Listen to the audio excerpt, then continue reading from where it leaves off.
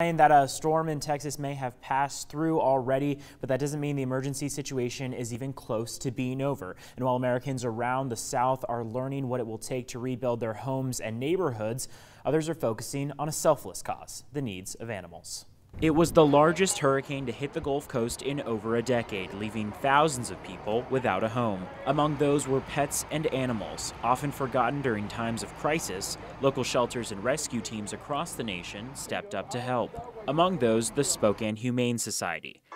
This weekend taking in 42 dogs displaced by Hurricane Harvey in an effort to find a new home for those in harm's way. We got puppies, we got big ones, small ones, long ones, short ones, all different kinds of dogs. The plan was put into action thanks to a San Antonio-based organization called Pets Alive. They left Texas Thursday and hit the road in an air-conditioned trailer toward Spokane. So we have to stop every 4 to 6 hours and let them out. We have to feed them, give them water. But the trailer won't go back to Texas empty. Instead, it'll be filled with donations that came in the last week from around the inland Northwest. Spokane never disappoints when there's a need.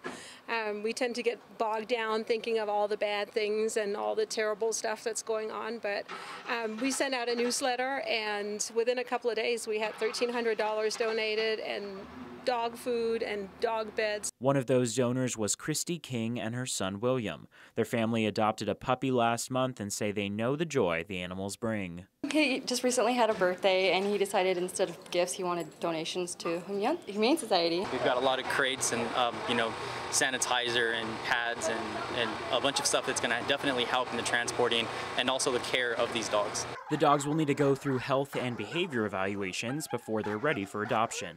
It'll take a couple of days probably to work through the whole bunch, and then we decide when we can start adopting them out.